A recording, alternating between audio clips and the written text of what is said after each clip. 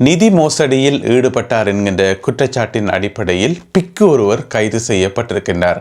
யாரால் கைது செய்யப்பட்டிருக்கார் என்று சொன்னால் எஃப்சிஐடி, அதாவது எஃப்சிஐடி என்று சொன்னால் நிதியியல் குற்றப்புலனாய்வு பிரிவு. அப்போ நிதியியல் குற்றப்புலனாய்வு பிரிவு போயிட்டு எதுக்கு பிக்குவை கைது செய்யணும்? அவர் எப்படி நிதி மோசடியில் ஈடுபட முடியும்? நாட்டில் இந்த முன்னாள் அமைச்சர்கள் பாராளுமன்ற உறுப்பினர்கள் அவையெல்லாம் பொதுவாக நிதி மோசடியில் ஈடுபடுறது என்று சொல்லி கேட்டிங்கன்னு சொன்னால் இவரும் நிதி மோசடியில் ஈடுபட்டுக்கார். எப்படி நிதி மோசடியில் ஈடுபட்டுக்கார் என்று சொன்னால் வாட்ஸ்அப்பில் 2 குரூப்புகள் தொடங்கியிருக்கார், 2 குழுக்கள்.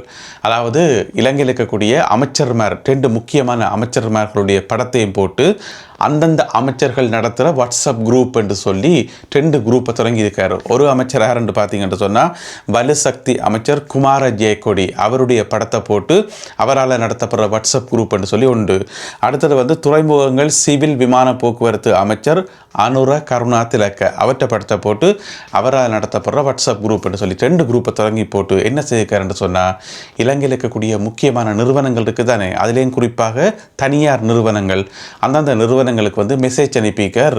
இந்த மாதிரி நிதி உதவி செய்யுங்கள், பாதிக்கப்பட்ட மாணவர்களுக்கு, அதாவது டித்வா புயல் காரணமாக பாதிக்கப்பட்ட மாணவர்களுக்கு உதவி செய்கிறதுக்கு நாங்கள் அமைச்சு சார்பாக நிதி சேகரித்து கொண்டிருக்கிறோம், எனவே உங்களால் இயன்ற பங்களிப்பை வாரி வாரி வழங்குங்கள் என்று சொல்லி கடிதம் போட்டுக்கார். அதாவது இதுக்கென்று சொல்லி ஒரு கடிதம் ஒன்று ரெடி பண்ணி அந்தந்த அமைச்சுக்களினுடைய லெட்டர் ஹெட் இருக்குன்னு தானே, அந்த லெட்டர் ஹெட்டை பயன்படுத்தி வடிவா ப்ராப்பரான கடிதம் எல்லாம் எழுதி டைப் பண்ணி கீழே ஒவ்வொரு அமைச்சுக்கும் ஒரு அமைச்சினுடைய செயலாளர் இருப்பார் தானே, அந்த அமைச்சினுடைய செயலாளர் சைன் வைக்கிற மாதிரி அந்த சைனை வச்சு, அப்போ அமைச்சர்களுடைய செயலாளர்களுடைய கையெழுத்து எடுக்கிற வேலையில் தானே, ஏன்னு சொன்னால் நிறைய இடங்கள்ல இந்த கையெழுத்து இருக்கும், அந்த கையெழுத்தை அப்படியே காப்பி பண்ணி இங்கே பேஸ்ட் பண்ணலாம் தானே, அது சின்ன பிரச்சனை. எனவே அந்த மாதிரி எல்லாம் போட்டுக்கிட்டு பக்காவாக ரெடி பண்ணிக்க 2 கடிதங்கள், அந்த 2 கடிதங்களையும் இருக்கக்கூடிய கம்பெனிகளுக்கு அனுப்பிக்கார். காசு தாங்கன்னு சொல்லி. அப்போ கம்பெனிகளுக்கு ஒரு டவுட் வரும் தானே. இப்போ சில பேர் தூக்கி கொடுப்பிடும் காசை கண்ணை மூடிக்கொண்டு, ஆனால் எல்லாரும் அப்படி கொடுக்க மாட்டோம். நம்ம இந்த வாட்ஸ்அப்பில் கேட்டால் அது காசு கொடுப்பிடமா இல்லை தானே. அப்போ யாருக்கோ டவுட் போலீஸுக்கு சொல்லிக்கணும், நம்மளோடக்கு கதை எஃப்சிஐடிக்கு போயிட்டுது. அப்போ எஃப்சிஐடி என்ன செய்யணும், அந்த 2 நம்பரையும் எடுத்து செக் பண்ணி பார்த்து அது உண்மையிலேயே அமைச்சர்களுடைய நம்பரான்னு சொல்லி கண்டுபிடிக்கிறவே வேலையா இல்லை தானே. அப்போ சரி என்று பார்த்தா அது ஃபேக்கான நம்பர், பொய்யான நம்பர். அப்போ ஆரோதுக்கு இருந்து விளையாடினோம்னு சொல்லி சிஐடி கண்டுபிடிச்சிட்டு தேடி பார்த்தா இவர் தான் பிக்கு ஒரு ஆள்.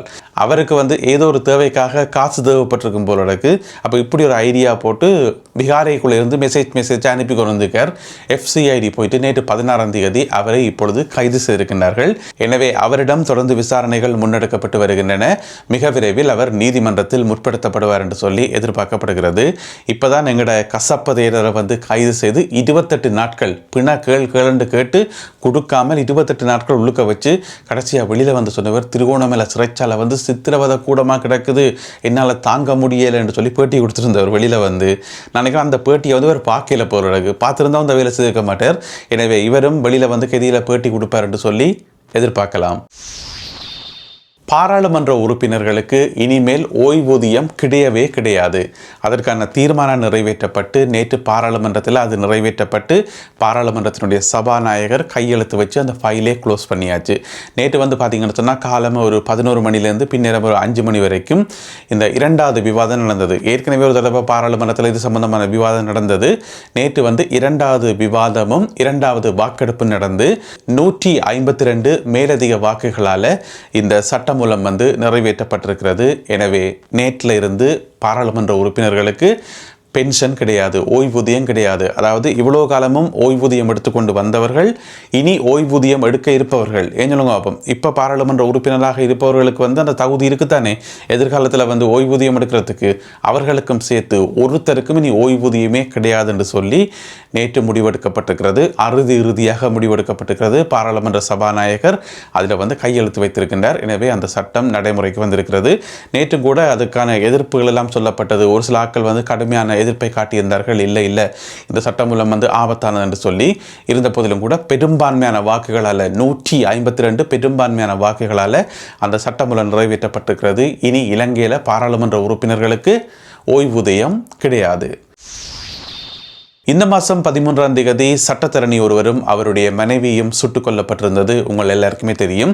அது சம்பந்தமாக கிடைக்கப்படுகின்ற தகவல்களை உடனுக்குடன் காணொளிகளில் பார்த்து வருகின்றோம். கடைசியாக போட்டிருந்த காணொளியில் கூட இது சம்பந்தமாக விரிவாக விளக்கமான தகவல்களை சொல்லியிருந்தேன். அதில் 2 பேர் கைது செய்யப்பட்டிருந்தார்கள். 2 பேருமே சகோதரர்கள். இன்னும் ஒரு 3வது நபரை போலீசார் தீவிரமாக தேடி வருகின்றார்கள். எனவே அவரும் மிக விரைவில் கைது செய்யப்படுவார் என்று சொல்லி நேற்று போட்ட காணொளியில் சொல்லியிருந்தேன் தானே. இப்போ பார்த்தீங்கன்னு சொன்னால் அவர் கைது செய்யப்பட்டிருக்கின்றார். குறிப்பிட்ட அந்த 3வது நபர் கைது செய்யப்பட்டிருக்கின்றார். அவருக்கு 28 வயசு என்று சொல்லப்படுகிறது. அதாவது ஆயுதங்களை கொடுத்து உதவினார்கள். ஆயுதங்களை ஒரு இடத்துல போயிட்டு முள்ளேரியாவில் போயிட்டு ஆயுதங்களை வாங்கி கொண்டு இந்த துப்பாக்கிதாரிகளுக்கு கொடுத்தார்கள் என்கிறதான் அவர்கள் மேலே இருக்கக்கூடிய குற்றச்சாட்டு. ஏற்கனவே 2 பேர் கைது செய்யப்பட்டிருந்தார்கள். 2 பேருமே சகோதரர்கள். இப்போ 3வது நபரும் கைது செய்யப்பட்டிருக்கின்றார். எனவே அவர் கொடுக்கின்ற தகவல்களின் அடிப்படையில் இன்னும் ஒரு சிலர் கைது செய்யப்படுவதற்கான வாய்ப்புகள் இருப்பதாக சொல்லப்படுகிறது. ஜனாதிபதி அனுரகுமார திசாநாயக்கா அவர்கள் இந்தியாவுக்கான தன்னுடைய பயணத்தை மேற்கொண்டு சென்றிருக்கின்றார். இந்தியாவில் செயற்கை நுண்ணறிவு AI சம்பந்தமாக ஒரு மாநாடு ஒன்று நடக்குது. 5 நாட்கள் அந்த மாநாடு நடக்குது. இந்திய பிரதமர் நரேந்திர மோடி அவர்களுடைய தலைமையில் அந்த மாநாட்டுக்கு ஒரு பேர் இருக்கு என்னன்னு சொன்னால் AI இம்பேக்ட். AI உருவாகக்கூடிய சாதக பாதகங்கள், AI தொழில்நுட்பத்தை எப்படி நல்ல முறையில் பயன்படுத்துறது, இந்த மாதிரியான விஷயங்களை கலந்துரையாடுறதுக்கான ஒரு மாநாடு வைங்கவன். அப்போ அதில் கலந்து கொள்ளத்தான் ஜனாதிபதி அனுரகுமார திசாநாயக்கா அவர்கள் நேற்று இந்தியாவுக்கு புறப்பட்டு சென்றிருக்கின்றார். அங்கே இந்தியாவினுடைய தலைநகர் புதுதில்லியில் ஜனாதிபதி அவர்களுக்கு மிகச்சிறந்த வரவேற்பு வழங்கப்பட்டதாக சொல்லப்படுகின்றது. அதே வேளையில் நாளை 19ஆம் தேதி ஜனாதிபதி அனுரகுமார திசாநாயக்கா அவர்கள் சிறப்புரை ஒன்று ஆற்றுகின்றார். அந்த மாநாட்டில் சிறப்புரை ஒன்றை ஆற்றுகின்றார். எதிர்காலத்தில் இலங்கையில் எப்படி AI தொழில்நுட்பம் பயன்படுத்தப்படும் என்பது சம்பந்தமாக அந்த சிறப்புரை இருக்கும் என்று சொல்லி எதிர்பார்க்கப்படுகிறது. அதே வேளையில் இலங்கையில் AI தொழில்நுட்பங்களை மேம்படுத்துவதற்கு இந்தியாவினுடைய ஒத்துழைப்பும் பெற்றுக்கொள்ளப்படும் என்று சொல்லியும் சொல்லப்படுகிறது. எனவே நாளைய உரையில் ஜனாதிபதி அனுரகுமார திசாநாயக்கா அவர்கள் என்னென்ன விஷயங்களை குறிப்பிடுவார் என்பதை பொறுத்திருந்து பார்ப்போம். லஞ்ச ஊழல் ஆணைக்குழுவால் ஒரு பதிவாளர் ஒருவர் கைது செய்யப்பட்டிருக்கின்றார். இந்த பதிவாளர் பிறப்பு இறப்பு சான்றிதழ்களை பதிவு செய்கிற பதிவாளர் இருக்கார் தானே, அவர் தான் கைது செய்யப்பட்டிருக்கார். எதுக்காக என்று சொன்னால் லஞ்சம் பெற்றுக்கொண்டார் என்கின்ற குற்றச்சாட்டின் அடிப்படையில். எவ்வளோ லஞ்சம் என்று கேட்டீங்கன்னு சொன்னால் 500 ரூபாய் லஞ்சம் கேட்டதுக்காக இப்பொழுது லஞ்ச ஊழல் ஆணைக்குழுவால் கைது செய்யப்பட்டிருக்கின்றார் ஒரு பதிவாளர் ஒருவர். போயும் 500 ரூபா காசுக்காக யாரையாவது கைது செய்ய முடியுமா? அதெல்லாம் பெரிய குற்றமானு சொல்லி தயவு செய்து யாருமே கேட்க வேண்டாம். அது ஒரு காலத்தில் 500 ரூபா கொடுத்தது பெரிய குற்றம் இல்லைத்தான். ஆனால் இப்போ 5% கொடுத்தாலும் 5% கேட்டாலும் அது குற்றம் என்றது நாங்கள் கைது செய்வோம் என்று சொல்லி லஞ்ச ஊழல் ஆணைக்குழு உங்களுக்கு தெரியும் தீவிரமாக செயல்பட்டு கொண்டு வருது. அப்போ இந்த பதிவாளரும் 500 ரூபா காசு வாங்கினதுக்காக கைது செய்யப்பட்டிருக்கின்றார். அதாவது ஆலையடி வேம்பு பிரதேச செயலகம் இருக்குத்தானே, ஆலையடி வேம்பு பிரதேச செயலகத்தோட இணைந்து பணிபுரிந்து வந்த இந்த பதிவாளர் அதாவது மருதமுனை பகுதியில் வசிக்கின்ற ஒரு நபர் கொடுத்த முறைப்பாட்டின் அடிப்படையில் தான் இவர் கைது செய்யப்பட்டிருக்கிறார். சம்பவம் என்னன்னு சொன்னா, மருதமுனை பகுதியில் வசிக்கிற அந்த குறிப்பிட்ட நபர் தன்னுடைய மகளுக்கு பிறப்பு சான்றிதழ் பதிகிறதுக்காக அந்த பதிவாளர்கிட்ட போயிருக்கார். பதிவாளர் சொல்லியிருக்கார், உங்களோட மகளுக்கு பிறப்பு சான்றிதழ் தரலாம், ஒரு பிரச்சனையுமே இல்லை, அதுக்கு 1000 ரூபாய் செலவாகும், 500 ரூபாயை இப்போதாங்கோ, மிச்சம் 500 ரூபாய் பர்த் சர்டிஃபிகேட் கலெக்ட் பண்ண வரைக்குள்ள எடுக்க வரைக்குள்ள தாங்கன்னு சொல்லி ஒரு டீல் ஒன்று காய்ச்சிக்கார்.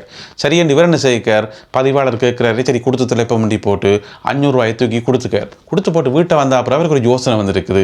இப்போதான் நல்ல ஆட்சி நடக்குது, லஞ்ச ஊழல் எல்லாம் ஒழிக்கப்படுது என்று சொல்லி அரசாங்கம் சொல்லுது. லஞ்ச ஊழல் சம்பந்தமாக எத்தனையோ பேர் கைது செய்யப்படணும், நாட்டில் சட்ட ஒழுங்கு எல்லாம் சீராக இருக்குன்னு சொல்லி எல்லா ஊடகங்களையும் செய்தி வருது. அப்போ நான் இவருக்கு 500 ரூபா கொடுக்கணும், அது பிள்ளைதானே என்று சொல்லி யோசிச்சு போட்டு டப்பன் என்ன செய்கிறார், லஞ்ச ஊழல் ஆணைக்குழுவில் போயிட்டு முறைப்பாடு செய்கிறார். இந்த மாதிரி நான் என்னுடைய மகளின் பர்த் சர்டிஃபிகேட் பதிய போனான், இலங்கையில் அது இலவசம் தானே, இவரதுக்கு என்ன 500 ரூபா கேட்டவர், அதோட கலெக்ட் பண்ண வரைக்குள்ள இன்னும் ஒரு 500 ரூபா கொண்டு வான்னு சொல்லியிருக்கார். எனவே இது எப்படி சரியாகும் என்று சொல்லி போயிட்டு லஞ்ச ஊழல் ஆணைக்குழுவில் முறைப்பாடு செய்திருக்கார். அப்போ லஞ்ச ஊழல் ஆணைக்குழு அதிகாரிகள் என்ன செய்யணும், பின்னாலேயே போயிட்டு இப்போ அவர் கைது செய்யப்பட்டிருக்கின்றார். நேற்று 16ஆம் தேதி அவர் கைது செய்யப்பட்டிருக்கின்றார். மிக விரைவில் அவர் நீதிமன்றத்தில் முற்படுத்தப்படுவார் என்று சொல்லி எதிர்பார்க்கப்படுகிறது. என்ன பிரச்சனை என்று சொன்னால், நாட்டினுடைய நிலைமை அப்படித்தான், நிலைமை மாறிட்டுது. முன்னொரு காலத்தில் 500 ரூபா கொடுக்கறது, 1000 கொடுக்கறது, 5000 கொடுக்கறதுலாம் பெரிய விஷயமே இல்லை. ஆனால் இப்போ அப்படி இல்லை. லஞ்ச ஊழல் ஆணைக்குழு சொல்லுது, லஞ்சமே கொடுக்க வேண்டாம், லஞ்சமே கேட்கவே வேண்டாம் என்று சொல்லி கொண்டிருக்குது. எனவே யாராவது முறைப்பாடு கொடுத்தால் சம்பந்தப்பட்ட அதிகாரிகள் கைது செய்யப்படுவார்கள். இதுதான் நடக்கிற விஷயம். உங்கள் எல்லாருக்குமே ஞாபகம் இருக்கும் நினைக்கிறேன், கிட்டல வந்து கட்டுநாயக்கா விமான நிலையத்தில் பணிபுரிகின்ற ஒரு ஊழியர் வந்து வெளிநாட்டில் இருந்து வந்த ஒரு பயணிட்ட வந்து 10,000 ரூபா, வெறும் 10,000 ரூபா வாங்கினதுக்காக 25 வருடங்கள் அவருக்கு சிறை தண்டனை. அதில் வந்து கொஞ்சம் வருடங்கள் ஒத்திவைக்கப்பட்ட சிறை தண்டனையும் இருக்குது. இருந்தாலும் 25 வருடங்கள் சிறை தண்டனை விதிக்கப்பட்டிருக்கிறது குறிப்பிட்ட அந்த ஊழியருக்கு 10,000 ரூபா கேட்டதுக்காக. எனவே இப்படியான கடும் சம்பவங்கள் எல்லாம் நாட்டில் நடந்து இருக்குது. எனவே விஷயம் தெரியாமல் யாரும் லஞ்சம் கேட்கவும் வேண்டாம், லஞ்சம் கொடுக்கவும் வேண்டாம். யாராவது முறைப்பாடு கொடுத்தா அதனுடைய விளைவுகள் வந்து பாரதூரமாக இருக்கும். நல்லது அன்பான உறவுகளே, இத்துடன் இன்றைய செய்திகளும் தகவல்களும் நிறைவு பெறுகின்றன. இந்த காணொலியில் பகிர்ந்து கொள்ளப்பட்ட செய்திகள் தொடர்பான உங்களுடைய கருத்துக்கள் என்ன என்பதை மறக்காமல் கீழே எழுதுங்கள். மீண்டும் சந்திப்போம். நன்றி, வணக்கம்.